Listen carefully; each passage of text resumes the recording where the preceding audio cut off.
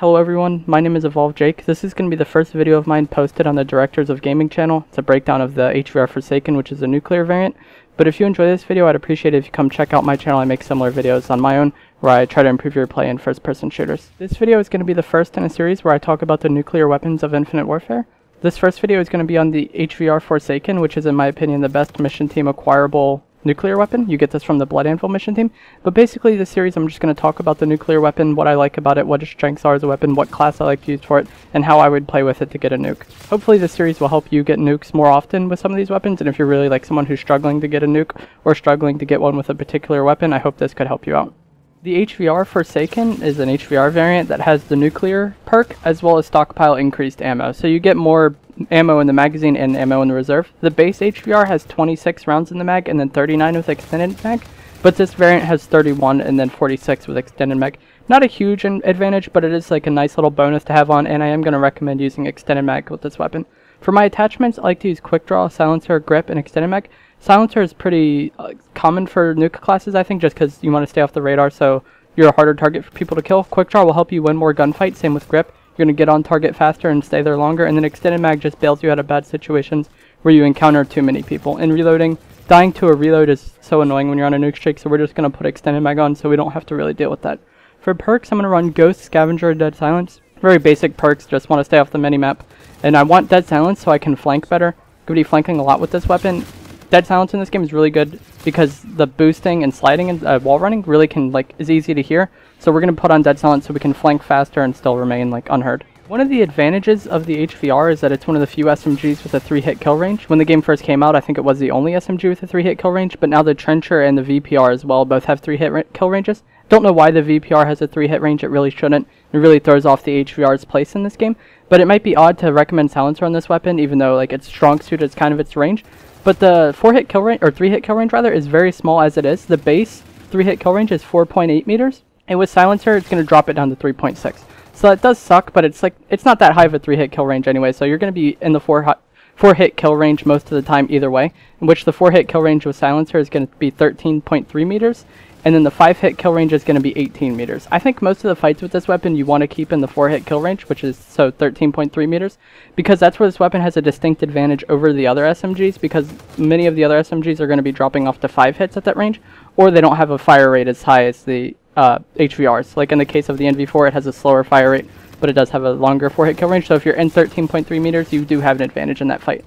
Like I said, 18 meters is the 5-hit kill range, and then it's going to be 6 from that point on. This gun fires at 740 RPM. I don't know if I already said that, but if I didn't, it fires at 740 RPM, which is better than the similar weapons. I would say the Trencher and the UMP are the most similar SMGs to this weapon, and the Trencher is the only other SMG that should have a 3-hit kill range. Like I said, the VPR does for some reason, but 740 is a very good fire rate for this weapon, and if the VPR didn't exist, I definitely think this weapon could have a place in Infinite Warfare. Just a quick little note, the ERAD will drop off to a 5-hit kill at 11.6 meters, so as you can see, this gun being a 4-hit till 13.3 is actually very good. Many people consider the ERAD a very good SMG, and I would agree with them. It's my favorite submachine gun. So you can see this gun does have a longer 4-hit kill range. It's really just the 3-shot range that is lacking, and if they ever buffed that, this weapon would really be a monster in Infinite Warfare. This is a weapon that rewards high accuracy, because if you miss shots, your time to kill goes up drastically, especially versus guns that have higher fire rates like many of the other SMGs. You're going to die if you miss shots, but with this weapon, if you're hitting your shot center mass consistently, you're going to do a very good job, and that's why I like to play with this weapon. Just like to play around my 13 meter range as much as I can and try to limit my fights to fights I'm prepared for. Especially with this weapon, flanking works very well, and just picking your fights carefully. I don't know, it's kind of hard to explain, but you want to pick your fights carefully with this weapon because a lot of the other weapons have more distinct advantages than this weapon. This weapon's more of like a middle tier weapon that's not good at anything, but it's not really bad at anything either. You'll see at this point in the gameplay, I need about 10 kills with 23 left in the game, so I really need to get aggressive, and I start playing kind of different from how I'm describing just because I have to be really aggressive to get the nuke before the game ends. So this isn't like how I would recommend playing with this weapon, this is just what the game required. I had to play more reckless just because the game would end. Dying is more likely playing like this, but also the game ending also results in not getting a nuke. So I just went for it, played as aggressive as I could, and tried to get 10 kills out of the 20 remaining or so. So I needed like 50% of the kills, which seems like, well, it is a lot. So I luckily was able to get the nuke in this game. It really just stresses my aim. I think with this weapon, I think aim is the most important thing, just because like I've said, other weapons might kill in less shots at range or have a faster fire rate. So you're kind of middle of the road in a lot of things, like I've said before. So you really just need to control the engagement, this weapon, flank as much as you can, and just be prepared for the enemy, and you could definitely take them out.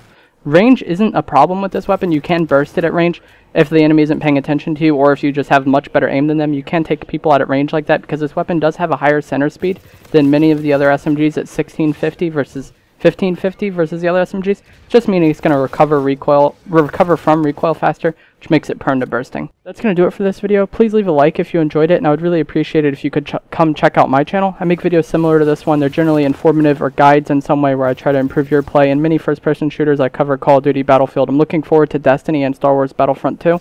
So those are the games I'm probably going to be covering in the future. Like I said, I would appreciate it if you could come check out my channel. It's Evolve Jake, and it'll probably be linked in the description as well. So just go down there and check my channel out. Thank you.